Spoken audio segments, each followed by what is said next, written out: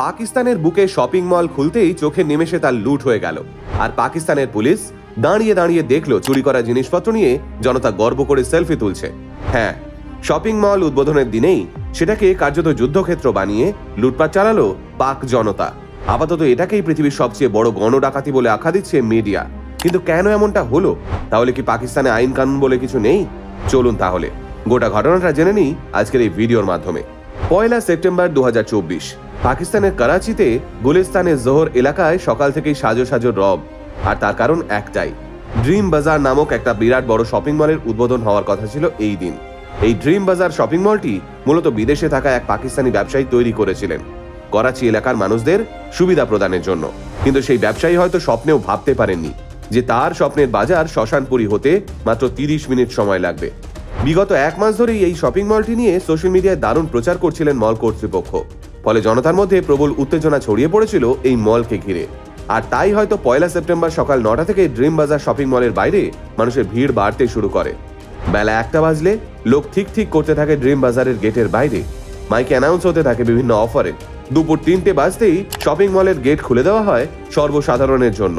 কিন্তু এই সময় মলের সিকিউরিটি গার্ডরা বুঝতে পারেননি যে বাইরে অপেক্ষা করে থাকা জনতা জিনিস কিনতে নয়, লুটপাট করতে এসেছেন।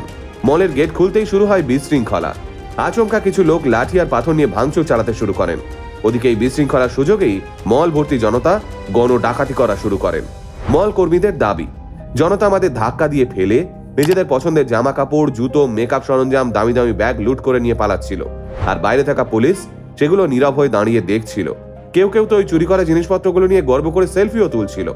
মাত্র 30 মিনিট, হ্যাঁ ঠিক 30 মিনিটের মধ্যেই ড্রিম বাজার লুট করে নিয়ে পালিয়ে যায় উত্তেজিত জনতা। উদ্বোধনের দিনেই কার্যত শ্মশানপুরীর চেহারা নেয় ওই ঝাঁ চকচকে শপিং মলটি। কিছুক্ষণের মধ্যেই এই নির্লজ্জ গণডাকাতির ভিডিও ভাইরাল হতে শুরু করে সোশ্যাল মিডিয়ায়। আর তারপরেই পাকিস্তানের জনতার এমন অমানবিক আচরণ দেখে নিন্দার ঝড় ওঠে সারা পৃথিবী জুড়ে। কারণ আজকালকার এই শিক্ষিত সমাজে এমন গণডাকাতির ঘটনা সত্যি বিরল। বিদেশের বিভিন্ন মিডিয়াতে ইতিমধ্যেই ড্রিম বাজারের এই লুটপাটকে পৃথিবীর সবচেয়ে বড় মব রবারি বলে আখ্যায়িত করেছে। তাদের মতে কোনো সভ্য দেশে এমন দৃশ্য সচরাচর ঘটতে দেখা যায় না। তবে হ্যাঁ, আমাদের মনে রাখতে হবে গোটা পাকিস্তান দেশটাই এই মুহূর্তে পয়সার অভাবে ধুঁকছে। সারা বিশ্বে মোট $271 বিলিয়ন ঋণ রয়েছে পাকিস্তান সরকারের। ফলে ওখানকার সাধারণ মানুষেরা আর্থিক বৈষম্যের জেরে দুবেলা দুমুঠো খাবার পর্যন্ত পাচ্ছে না। তাই এই পরিস্থিতিতে দেশের মধ্যে বিদেশি ধাঁচের শপিং মল খোলাটা যে রিস্কি হয়ে যাবে তা বোধহয় ওই প্রবাসী পাকিস্তানি ব্যবসায়ী বুঝতে পারেননি। প্রত্যক্ষদর্শীদের মতে ওই ব্যবসায়ী সাধ করে তৈরি করা স্বপ্নের বাজারকে দুঃস্বপ্নে পরিণত করার জন্য সকালবেলা থেকেই প্রস্তুতি নিচ্ছিল জনতা। বেলা গড়াতেই গুঞ্জন উঠতে শুরু করে, গেট খুলতেই পুরা মল সাফ কর দেনা। কিন্তু আজ তো একটা শপিং মল ভর দুপুরে সাফা হয়ে গেল, আর পুলিশ দাঁড়িয়ে দাঁড়িয়ে সেটা দেখলো, কিছুই বলল না।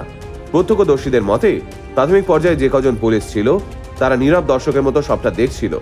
তারপর অবস্থা বেগতিক বুঝে তারা ওখান থেকে পালিয়ে যায়। আর অবশেষে লুটপাট থামার পর তারা ফেরত আসে। এই গোটা ঘটনাটা সোশ্যাল মিডিয়ায় ভাইরাল হওয়ার পর অনেকেই পাকিস্তানি জনগণের এহেন মনুষ্যত্বহীন আচরণ দেখে প্রতিবাদে সরব হয়েছেন। বর্তমানে পৃথিবীর সবচেয়ে বড় এই গণডাকাতি নিয়ে কমেন্টে আপনাদের মতামত জানাতে ভুলবেন না কিন্তু। সকলে ভালো থাকবেন, সুস্থ থাকবেন। আর নতুন কি কি বিষয় নিয়ে ভিডিও করা যায় সেটাও কমেন্ট বক্সে জানাবেন। এমন আরো ইন্টারেস্টিং ভিডিও দেখতে আজই ফলো করুন আমাদের পেজ আল্টিমেট মোটিভেশন। আমাদের একমাত্র YouTube channel ultimate motivation official subscribe করতে ভুলবেন না কিন্তু। আল্টিমেট মোটিভেশন, বাংলায় মোটিভেশন, বাঙালির মোটিভেশন।